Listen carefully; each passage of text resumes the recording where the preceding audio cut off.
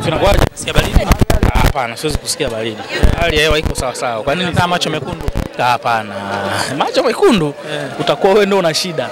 Au wewe kama ulikuwa unashangilia ushindi umekuchanganya mpaka umehisi kwamba na mimi ukiniona unahisi kama niko kama wewe. Mpaka nakuona kama macho mekundu. Sijawahi. Ila uko sawa sawa. Mimi sijawahi kuwa na shida kaka, mpira wa miguu leo nimeucheza, nimeusomea na ufahamu. Ndio.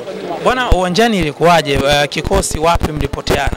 Hatujapotea sehemu yoyote. Quality ya Simba leo imeamua mchezo wa leo. Kwa hiyo kwenye mpira wa miguu sio mpaka ukosee ndio uweze kuadhibiwa. Kuna muda ubora wa wapinzani unakulazimisha au makosa ambayo unatoka kuyazungumzia. Timu yenu ilikuwa bora leo. Leo hatukuwa bora ndani ya kiwanja. Simba walikuwa faa, leo walikuwa bali wameshinda mechi. Ingekuwa bora hizo tano zingekuwa upande wao. Sijasema hivyo, lakini leo kwenye mechi ya leo tulikuwa tuko down. Kwa leo wamecheza vizuri na kwa mko down au mlikuwa mko bora? Quality. Kuwa down alafu kuna quality, mambo mawili tofauti hayo. Kwamba yatokea yote kwenye siku ya leo plus siku mbaya kazini. Yote yametokea. Kwa leo kwetu kila kitu kilikuwa kimegoma. Kwa ikiisha kama hivi mechi, mnamshukuru Mwenyezi Mungu, mnasonga kuelekea kwenye mchezo ambao unafuata. Lakini pia kwa namna ambavyo umeona kaliba ya Simba hasa kwenye safu ya ushambuliaji, wewe kwa mpira unalipi la kuweza kuzungumza? Kwa sababu sema wewe kuna watu pia wanapata kama tuition kwenye mchezo.